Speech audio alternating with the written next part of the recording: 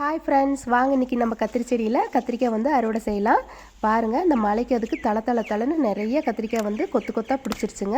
இந்த 2 நாளைக்கு முன்னாடி தான் அறுவடை செஞ்சேன். இன்றைக்கும் பார்க்கும்போது நிறைய இருந்துச்சு. சரி, அதனால் அறுவடை செஞ்சிடலான்னு வந்து அறுவடை செஞ்சிட்ருக்கிறேன். பாருங்கள், உங்கள் வீட்லேயும் இந்த மாதிரி கத்திரி செடி வளர்க்குறீங்களா? என்ன மாதிரி ரகத்தில் வந்து நிறைய கத்திரிக்காயில் வந்து நிறைய ரகம் இருக்குதுங்க. பச்சை கத்திரி, நீல கத்திரி, அப்புறம் பார்த்திங்கன்னா முள்ளு கத்திரி, நல்லா குண்டு கண்ணாடி கத்திரி அப்படின்னு நிறைய ரகம் இருக்குது. உங்கள் வீட்டில் எந்த மாதிரி ரகமெல்லாம் வளர்த்துறீங்க, எந்த மாதிரி காய் அறுவடை செய்கிறீங்கிறது மறக்காமல் எனக்கு கமெண்ட்ஸில் சொல்லுங்கள். நம்ம வீட்டில் இன்றைக்கி ஃபஸ்ட்டு கண்ணாடி கத்திரிக்காய் தான் அறுவடை செய்கிறோம். இது நல்லா குழம்புக்கு டேஸ்ட்டாக இருக்குங்க. ஒரு சொத்தை கூட கிடையாது. கண்ணை மூடி தெரிஞ்சு குழம்பு வைக்கலாம். அந்தளவுக்கு எந்த ஒரு சொத்தையும் கிடையாதுங்க. எந்த மருந்தும் அடிக்கிறது இல்லை. எறும்பு பவுடர் மட்டும் பார்த்திங்கன்னா லைட்டாக சாம்பலில் கலக்கி போட்டால் அந்த எறும்பெல்லாம் வராதுங்க. அதுதான் அந்த இதுக்கு வந்து எறும்பு வருதுன்னு சொல்லி போட்டிருக்கிறோம். மற்றபடி எந்த ஒரு ரசாயனம் வந்து அடிக்கிறது இல்லை. பாருங்கள் ஃப்ரெண்ட்ஸ், இந்த ஒரு செடியிலேயே வந்து எவ்வளோ காய் அறுவடை செஞ்சாச்சுன்னு.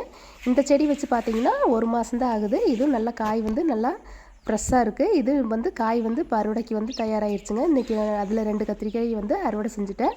பாருங்கள், இது வந்து நல்லா டார்க்காக இந்த கலரை பார்க்குறக்கே எவ்வளோ சூப்பராக இருக்குதுன்னு பாருங்கள். அப்படியே தலன்னு பார்க்குறக்கே மின்ற மாதிரி இருக்குது. அந்தளவுக்கு சூப்பரான கத்திரிக்காய்ங்க.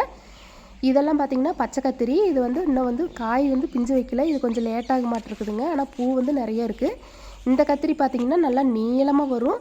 நான் வந்து கொஞ்சம் சைஸ் வந்து நீளம் அதிகமாகல. ஆனால் ஒரு காய் வந்து பறிச்சிட்டேன்.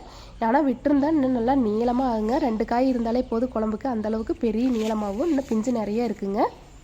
பாருங்கள் ஃப்ரெண்ட்ஸ், இந்த மழைக்கு அதுக்கு கத்திரிக்காய் பார்க்குறக்கே எவ்வளோ சூப்பராக இருக்குதுன்னு. இந்த மாதிரி கொஞ்சம் செடி வச்சாலே போதும், நம்ம வீட்டுக்கு நல்லா தாராளமாகவே அறுவடை செய்யலாம்.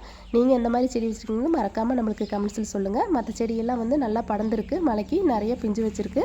தக்காளி செடியும் நிறைய காய் பிடிச்சிருக்குங்க. ஆனால் இன்னும் அறுவடைக்கு வரல. ஓகே ஃப்ரெண்ட்ஸ், இந்த மாதிரி கத்திரிக்காய் வந்து அறுவடை செஞ்சது பிடிச்சிருந்தா லைக் பண்ணுங்கள், ஷேர் பண்ணுங்கள். மறக்காமல் சேனலை சப்ஸ்கிரைப் பண்ணிக்கோங்க.